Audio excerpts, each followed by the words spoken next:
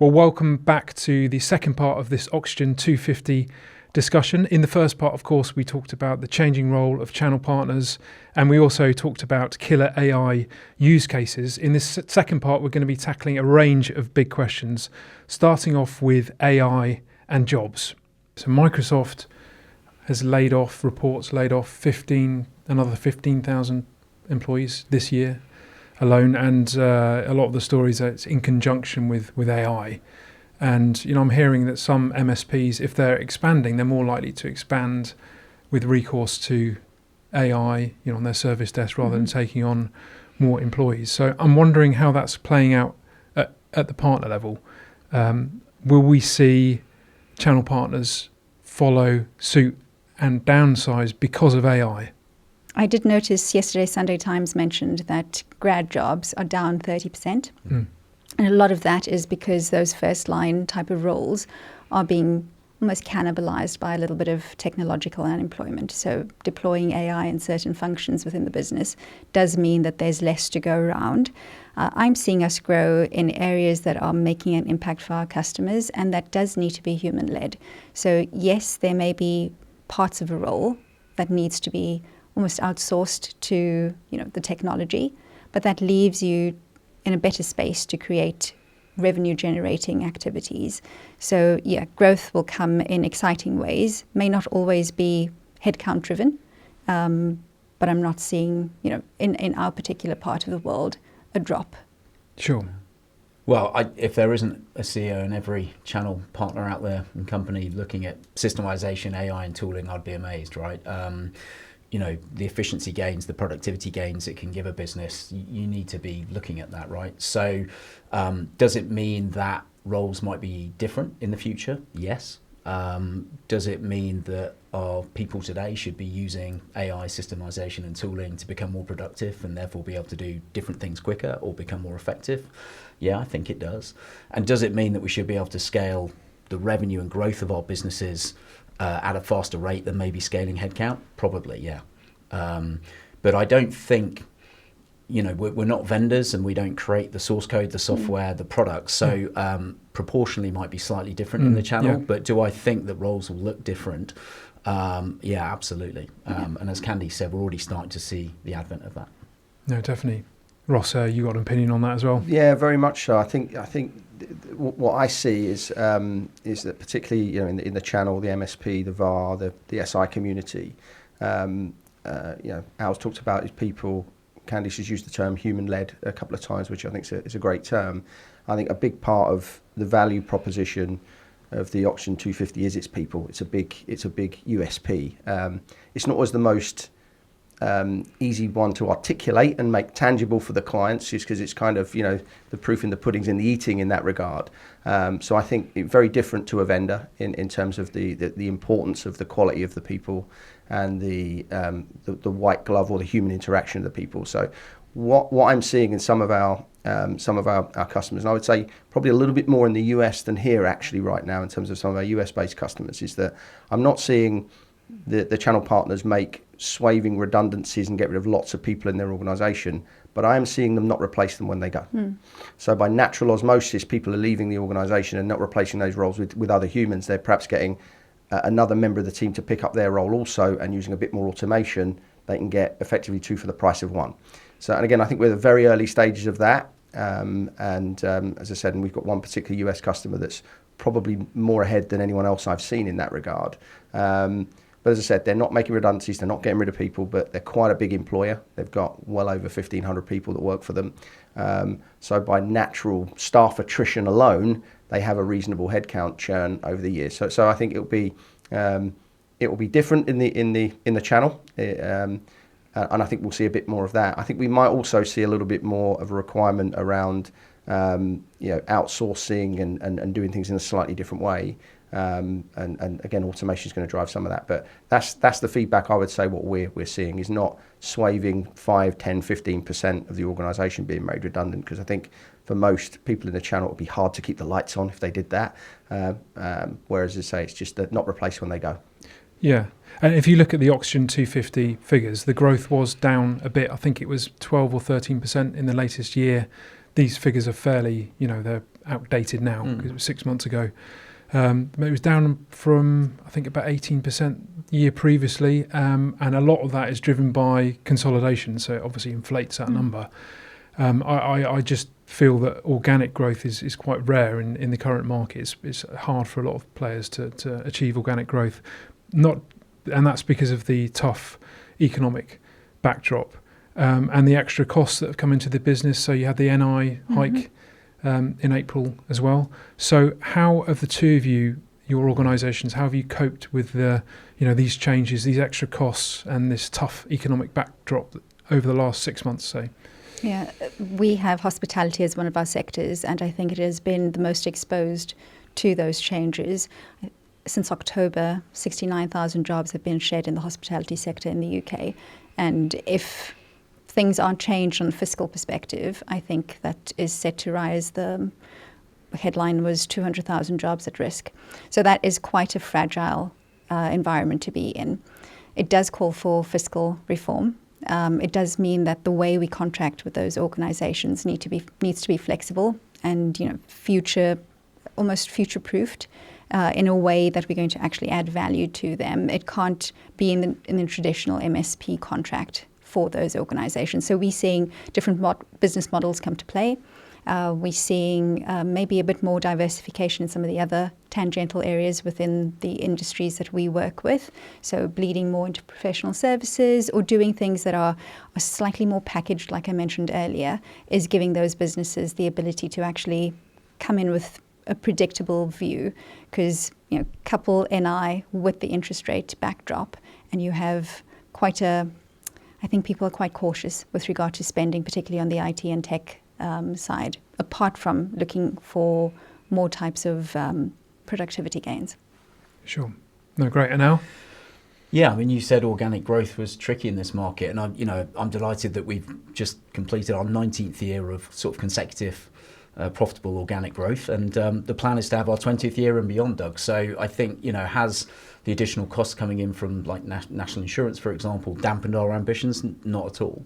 Do we need to find different ways to mitigate that cost? Yeah, absolutely. And we touched on, how much can you lean onto systemization and tooling and AI in order to help make people more productive? Well, we just need to lean harder in those areas in order to mitigate the cost increases that come in. But getting tighter with our clients, getting tighter with our partners and our vendors, all of those sorts of things. But no, I think our ambitions remain. It hasn't dampened those. It's not particularly helpful, I'm not going to lie. So, there's other things where we could be investing, that is for sure. But, we have to do our best to mitigate it. Definitely. Ross? Yeah, I agree. I think it's interesting that Candice mentioned the hospitality sector because, they seem to have had no good news since COVID, to be honest. It just seems to be one sort of hammer blow after another. And I did an article not so long ago when they asked me my opinion of the impact in the channel, what the NI and minimum wage hike as well. There are minimum wage workers in our sector as well. I think people typically think IT highly paid jobs, but there are minimum wage workers also.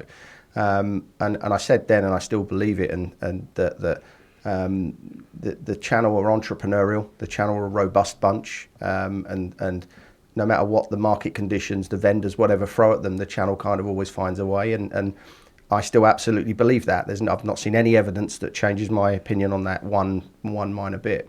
What I am seeing in terms of an impact, though, I touched on it just a moment ago about outsourcing. I'm seeing some scenarios where people are looking at saying, can I get a function here where I can buy it under a statement of works or under a contract with like fixed price type agreement, which mitigates sort of cost of living adjustments or index hikes, and just buy it as a service and not have the overhead of having it in house. I'm starting to see some of that. When you're in my business, that's not a bad position. I hasten to add, but I think on a sort of more on a more broader scale. I think there is a number of organisations out there that are putting a brave face on it. If I'm on, and they're hoping to trade their way through it. I think some have reacted already in terms of as they're trying to not replace people when they go. These types of things to smooth it. But I think what will really tell with these things. I nearly always think that the bite comes a little bit after the event. And I think we might be coming up to the bite point for some organisations where they thought, we'll see how it goes, we'll muddle on through. the economy, not just in the UK, in Europe, is pretty challenging right now. You could say globally. US growth seems better than most. No one really knows what goes on in China. To be honest, we have to believe what we're told, but no one truly knows. So the global economy is a pretty challenging place. The European economy is very flat in real terms, and our own economy is very flat.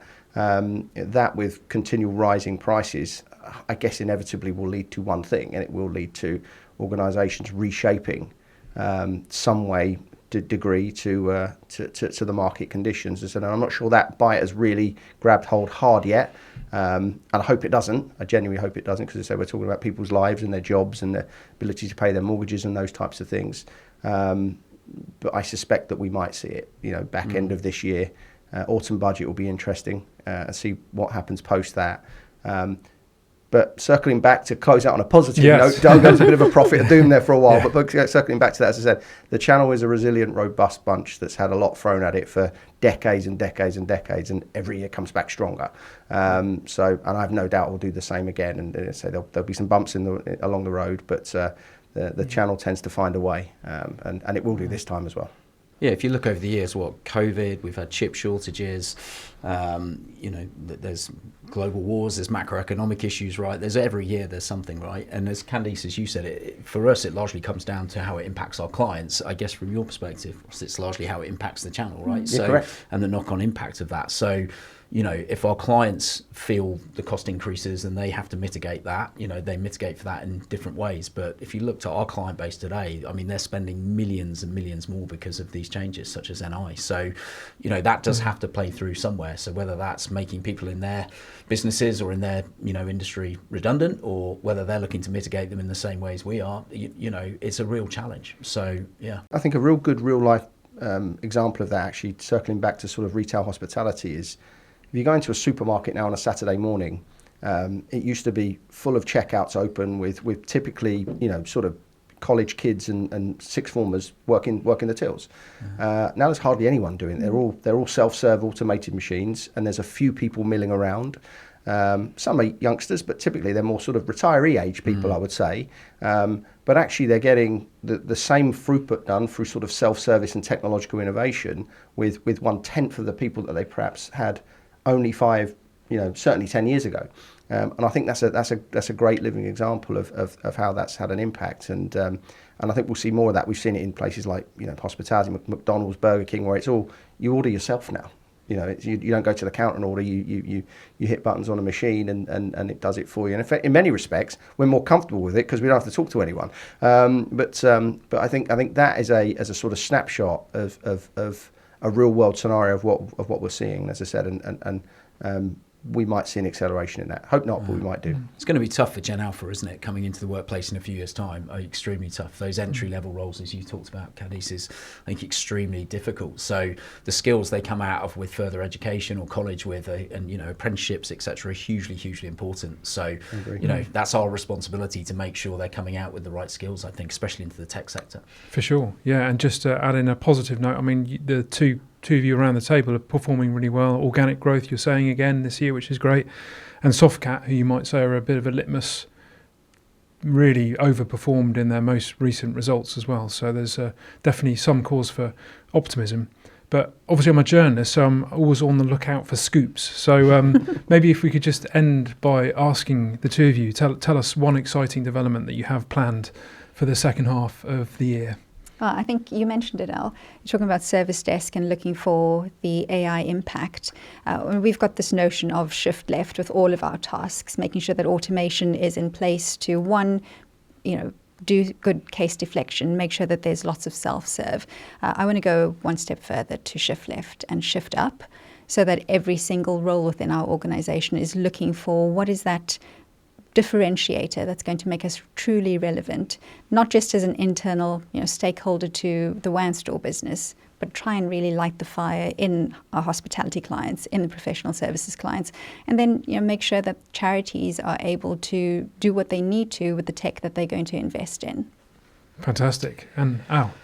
Yeah, so lots going on the second half of the year, but I'd choose one thing. I think it's a similar theme actually. So Natilik DigiX, we might still work on that brand, but that's our one-stop shop sort of portal that we use for digital engagement with clients. So we've seeded that into our service desk solution over the last 6 months, and we'll be broadening that out in the second half of the year. So really giving clients the ability to have sort of frictionless engagement with us across all areas of our business, so they can access everything digitally. So yeah, Natilik DigiX is quite a big one for us. In the same way I've talked about productivity and tooling and AI systemization for our people, same for clients, right? So making sure we give them the right platforms to do that. So that's a big one for us. Great. And Ross, what can you let slip in a public forum such as this? What have you got planned for the rest of the year? Yeah, I think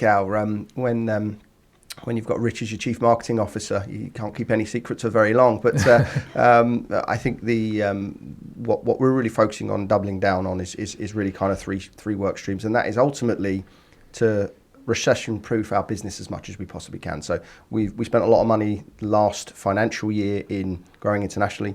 We opened up in Singapore. We spent a lot more money in the US to try and drive that organisation forward. So the international market diversification gives us a bit more strength. We've enhanced our services portfolio, particularly from a managed services perspective, and spent a lot of money around systems and tooling, but also people, higher skilled, higher technical competent people. So enhancing that to help our customers plug more of the gaps they have from a vendor and technology perspective. And I would say last but not least is that organic growth is tough, but it isn't impossible, Doug. I think it needs the right strategy, it needs the right level of tenacity, and we're sort of hell bent and hell for leather on trying to grow that as well for a really targeted and focused and data analytical driven sort of sales approach, to really try and do more with the customers that we have as well as attract new ones, but really align more closely to them. So it's international expansion, it's service improvement, and I guess sell the doors off it is the kind of approach we're looking at. Brilliant. Well, I mean, it's such an exciting time for the market, and certainly learnt a lot there in terms of the opportunities that are ahead for you guys, and certainly learnt maybe not to use the term trusted advisor in the future. Be careful about using that as well. But no, learnt so much today. So thank you, all three of you, for joining us for this special discussion. Thank you. Pleasure. Thanks, Thank you, Doug. Doug.